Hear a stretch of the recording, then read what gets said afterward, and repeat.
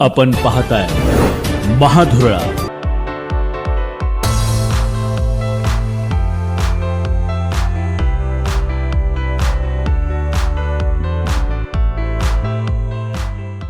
नमस्कार. महाधुरळा यूट्यूब चॅनलमध्ये मी गुरु बाळमाळे आपल्या सर्वांचं मनापासून स्वागत करतोय. आज गोकुळ निवडणुकीबाबत मुंबई उच्च न्यायालयाच्या कोल्हापूर खंडपीठात 2 अतिशय महत्त्वाचे आदेश देण्यात आले.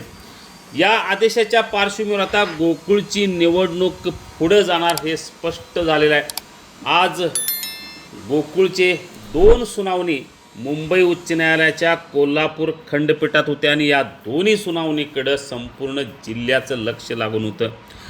या दोन्ही सुनावणी आज झाल्या.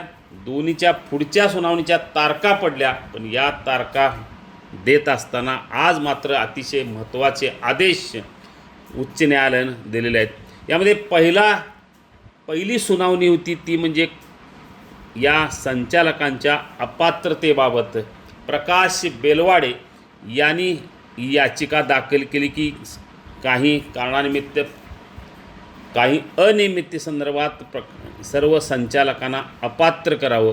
या संदर्भात सुनावणी झाली आणि 21 एप्रिलपर्यंत सरकारनं प्रतिज्ञापत्र सादर करावं आणि त्या संदर्भातला जो काय पुढील सुनावणी आहे ती 27 एप्रिलला होणार आहे. हा पहिल्या सुनावणी संदर्भातला एकूण आदेश होता. दुसरी सुनावणी अतिशय महत्त्वाची होती. अनेक संस्थांनी व्यावसायिक ज्या प्रक्रियेतल्या आहेत त्या संस्थांनी या न्यायालयात धाव घेतली होती आणि आम्हाला मतदानाचा अधिकार द्यावा अशी मागणी त्यांनी केली होती.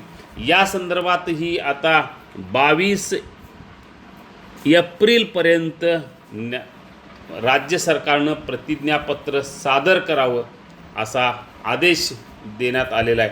त्यामुळं त्याची सुनावणी आता त्यानंतर होणार आहे. या सगळ्या पार्श्वभूमीवर आता न्यायालयानं ही सुनावणी पूर्ण होईपर्यंत निवडणूक प्रक्रियेला ब्रेक लावलेला आहे. तोपर्यंत निवडणूक प्रक्रिया सुरू करू नये असा आदेशच उच्च न्यायालयाच्या कोल्हापूर खंडपीठानं दिलेला आहे. त्यामुळे आता एकूणच गोकुळची निवडणूक प्रक्रिया थांबणार हे निश्चित झालेलं आहे. कारण 4 मे रोजी गोकुळच्या विद्यमान संचालकांची मुदत संपणार आहे. तोपर्यंत आता ही निवडणूक प्रक्रिया थांबण्याची चिन्ह स्पष्ट झालेली आहेत. कारण 22 एप्रिलपर्यंत ही प्रक्रिया थांबवण्याचे आदेश न्यायालयाने दिलेले आहेत. त्यामुळे आता 1108 संस्थांसंदर्भात सध्या सुनावणीची प्रक्रिया सुरू झालेली आहे. ती संपल्यानंतर प्रतिज्ञापत्र न्यायालयात सादर होईल आणि त्यानंतरच पुढची निवडणूक प्रक्रिया सुरू होण्याची चिन्ह आहेत. या सगळ्या पार्श्वभूमीवर एकूणच आता गोकुळची निवडणूक पुढं जाणार हे मात्र निश्चित झालेलं आहे. याशिवाय 4 मेच्या आत आता या संदर्भातला निकाल लागणार का हे सुद्धा अतिशय उत्सुकता आहे. त्यामुळे आता गोकुळवर 4 मे नंतर प्रशासक येण्याची शक्यता बळावलेली एकूणच दिसते.